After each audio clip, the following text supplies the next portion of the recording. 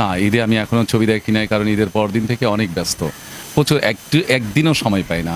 সকালে আসি, রাত্রে যাই, এই। হ্যাঁ, অবশ্যই এটা এটা আমার গর্বের ব্যাপার, এটা আমার অহংকারের ব্যাপার। এটা দেশবাসীর কাছেও আমার আবেদন যেন সবাই তুফান দেখে। যারা দেখেন নাই তারা তুফানটা দেখে আসেন। সে আমাদের সন্তান, আমাদের ছোট ভাই, আমার দেশের একটা বিখ্যাত আর্টিস্ট। আমার দেশের গর্ব, আমার সমাজের গর্ব, আমার ইন্ডাস্ট্রির গর্ব। এই গর্বকে খরণ করার মতন কেউ নেই যদি আল্লাহ পাক না করে। পিছনে না বেজে আমরা মানুষের শত্রু না হয়ে আমরা মানুষকে ভালো হওয়ার সুযোগ দেই, তার প্রশংসা করি।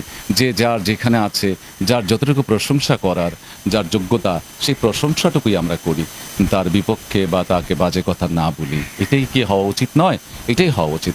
আর আল্লাহ পাক যাকে বড় করে, বান্দারা কখনোই ছোট করতে পারবে না, আর পারবে না।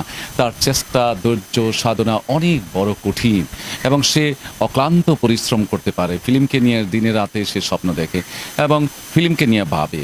তো এই ভাবনাটাকে কে নষ্ট করতে পারবে? একমাত্র আল্লাহ পাক পারবে, আর কেউ পারবে না। তো আল্লাহ পাকই তো ওর সহায় আছে। তো আপনারা কেন ওর পিছনে বাজার কোনো দরকার নেই, খারাপ বলার দরকার নেই। আপনি ভালো বলতে না পারেন, খারাপ বলে লাভটা কি বলুন? ইন্ডাস্ট্রি কি ক্ষতি হচ্ছে না হচ্ছে সেটা আমি জানি না। আমি জানি যে যদি ইন্ডাস্ট্রির ক্ষতি হতো, কিভাবে ক্ষতি হচ্ছে? ইন্ডাস্ট্রি তো ভালোভাবেই চলছে। যে যেখানে যার যেভাবে চলার তো সেইভাবেই চলছে। ওর জায়গায় ও আছে, ইন্ডাস্ট্রির জায়গায় ইন্ডাস্ট্রি আছে। ইন্ডাস্ট্রিতে তো অনেক ছবি হচ্ছে না? ইন্ডাস্ট্রিতে তো অনেক ভালো ভালো হিরো হিরোইন আছে, সবাই তো আছে। কেন ক্ষতি হবে কেন? ওকে একা ইন্ডাস্ট্রি ক্ষতি করতে পারবে? পারবে না। সে তো ভালো করছে, এবং সুনামটা তো আমার বাংলাদেশের হচ্ছে, বাংলাদেশের ইন্ডাস্ট্রির হচ্ছে, তাই নয় কি? সো আমি জানি যে নিশ্চয়ই রুল মেনে নিয়ে হচ্ছে। সেন্সর বোর্ড আছে, সেন্সর বোর্ডের সদস্য আছেন, বাংলাদেশে অনেক মানুষ আছেন এবং গুণী ব্যক্তিরা আছেন। তারা অবশ্যই পর্যালোচনা করেছেন, পর্যবেক্ষণ করেছেন, গুণী ব্যক্তিরা গুণ দিয়ে বিচার করেছেন। এই জন্যই তো ছবিটি রিলিজ হয়েছে। তো যদি ওইখানে মিক্স থাকতো, ওইখানে যদি অনেক সমস্যা থাকতো, তাহলে কেন রিলিজ হতো? নায়িকাদের নিজে ভালো হতো, হয়তো বা ভালো হতো, কিন্তু যিনি প্রডিউসার উনিই বলতে পারবেন। সেটা ওনার ব্যক্তিগত ব্যাপার, এবং ওইটা উনি কেন বলেছেন, ওনার চোখে হয়তো। আমার দেশে তো অবশ্যই ভালো আর্টিস্ট আছে, ভালো আর্টিস্ট অনেকে আছে।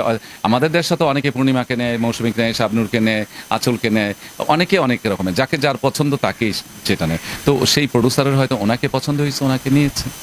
এই তো, আমি কি বলবো এখানে? আমার তো কিছু কোরিওগ্রাফার বাইরে থেকে নিয়ে আসা হয়েছে, কিন্তু কোরিওগ্রাফারদের যে মূল্যায়নটা, বাইরের কোরিওগ্রাফার আসলে আমাদের সমিতির সদস্য হইতে আমাদের সমিতির একটা ডোনেশন লাগে।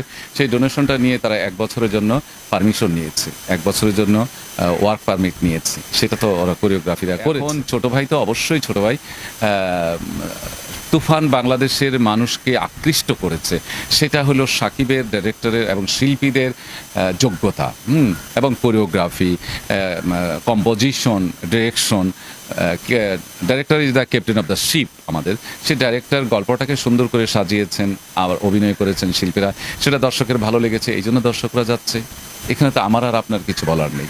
তোলপাড়, এর আগে তো ছবিটা রিলিজ হয়েছিল কি গত ঈদে, রাজকুমার কিন্তু এতটা যায় নাই, কারণ গল্পগুলোর মধ্যে আছে। তো রাজকুমারের মধ্যে নিশ্চয়ই কিছু ড্রব্যাক ছিল কিনা আমি জানি না, আমি দেখি নাই যেহেতু, সে তো হয় নাই। তো তুফানের মধ্যে তো নিশ্চয়ই ভালো কিছু আছে, যার জন্য দর্শকরা দেখছে।